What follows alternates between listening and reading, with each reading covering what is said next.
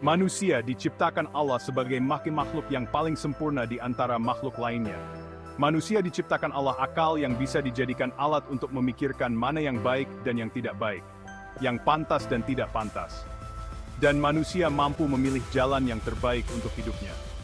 Sebab itu pula lah bagi manusia akan dikenakan ganjaran, baik surga maupun neraka.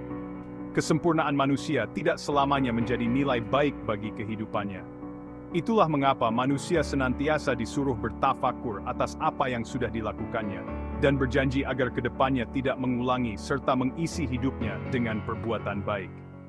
Al-Quran menegaskan dengan sebutan taubatan nasuhah. Bagi manusia yang bertakwa, senantiasa dibukakan Allah pintu penyesalan dan pertaubatan. Dan itu menjadi jalan terakhir manusia untuk mendapatkan kebenarannya.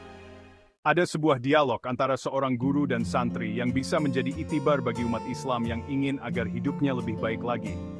Dijelaskannya ada 6 pertanyaan yang mudah tapi sulit menjawabnya, dan cenderung kita lupakan. Pertama, apa yang paling dekat dengan diri kita di dunia ini? Lalu santri menjawab, orang tua, sahabat, dan kerabat. Salah jawab guru tersebut. Yang dekat dengan kita di dunia ini adalah kematian. Sebab kematian pasti adanya bagi semua manusia dan kapanpun bisa terjadi. Itulah mengapa dalam tasawuf ada istilah yang dikenal dengan zikir kematian. Maksudnya, bagi manusia, melihat kematian, bertakziah adalah nasihat diri yang sangat ampuh untuk menyadarkan diri bahwa ada saatnya hidup ini berhenti, dan usailah segalanya. Kematian adalah nasihat yang paling ampuh bagi setiap manusia. Kealpaan kita mengingat mati, menyebabkan kita sering terjerumus dalam dosa. Dan orang yang selalu menyandarkan kematian sebagai teguran bagi hidupnya, tidak akan pernah memberikan peluang kepada dirinya berlaku dosa dan tercela di sisi Allah SWT. Kedua, lanjut guru tersebut, apa yang paling jauh dari diri kita di dunia ini? Santri menjawab, negara Cina, bulan dan matahari. Salah jawab ustadz tersebut. Yang paling jauh dari diri kita saat ini adalah masa lalu. Siapapun kita, bagaimanapun kita, dan betapa hebatnya kita, tetap kita tak akan pernah kembali ke masa lalu. Sebab itulah mengapa kita harus memastikan hari ini dan akan datang menjadi hari yang terbaik kita. Masa lalu hanya akan menghadirkan kenangan, apakah yang baik atau buruk, yang menimbulkan penyesalan atau senyuman. Namun, betapa hebatnya masa lalu, tetap tidak ada seseorang pun yang bisa kembali ke masa lalu. Untuk itulah mengapa ketika berkaitan dengan masa lalu, kita seharusnya menyesali jika itu berkaitan dengan dosa, dan mempertahankan jika itu berkaitan dengan kebaikan. Sebab masa lalu yang baik, seharusnya menjadi pembelajaran yang hebat bagi semua orang. Ketiga, apa yang paling besar di dunia ini? Tanya guru tersebut melanjutkan. Lalu siswa menjawab, gunung, bumi dan matahari. Bukan, jawab guru tersebut, yang paling besar di dunia ini adalah nafsu. Banyak manusia menjadi celaka karena menuruti hawa nafsu. Segala cara dihalalkan demi mendapatkan hawa nafsu. Sebab itulah mengapa disebutkan bahwa manusia yang paling berhasil dalam hidupnya adalah manusia yang bisa mengelola hawa nafsunya, bukan menahannya, tapi menempatkan keinginan nafsu pada tempatnya. Nafsu bukanlah musuh manusia, namun manusia yang mengedepankan keinginan nafsu belaka akan tertindas dengan kearifan dan kebaikan yang seharusnya dia lakukan. Maka, permasalahan besar manusia bukanlah pertentangan orang, tapi permasalahan besar manusia adalah hawa nafsunya. Itulah mengapa Rasul mengatakan setelah pulang dari perang Badar, kita sudah pulang dari perang kecil, dan menuju perang yang besar, yaitu perang melawan hawa nafsu.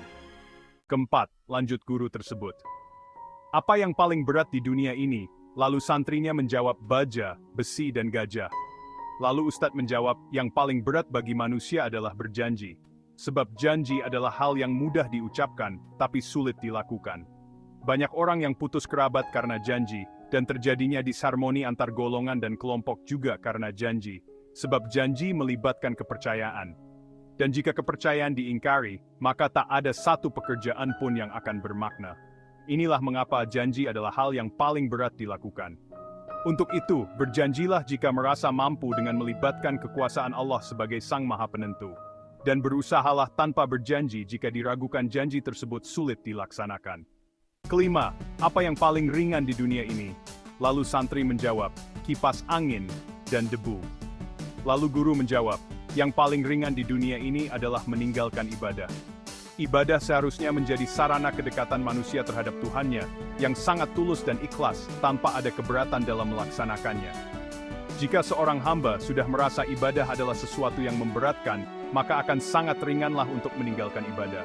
Oleh karenanya, bagi seseorang yang sudah terbiasa meninggalkan ibadah, maka pelatihannya adalah berusaha menyadari bahwa ibadah yang dilakukan dengan kekhusyukan akan melahirkan kenikmatan dan kedekatan kepada Allah SWT. Kinam, apakah yang paling tajam di dunia ini? Lalu siswa menjawab dengan serentak pisau. Guru pun menjawab lagi, yang paling tajam di dunia ini adalah lidah. Karena melalui lidah, manusia dengan mudahnya memfitnah dan menyakiti hati, melukai perasaan orang.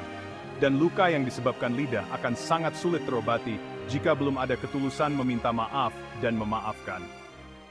Lalu, guru pun menutup pertanyaannya dengan sebuah kesimpulan, bahwa keenam hal inilah yang sebenarnya sangat mudah bagi kita, namun sangat sulit menerapkan dan memanfaatkannya dengan baik. Itulah mengapa dijelaskan, manusia yang sempurna adalah manusia yang mengambil hikmah dari setiap hal yang ia dengarkan. Semoga kita menjadi orang-orang yang beruntung. Amin.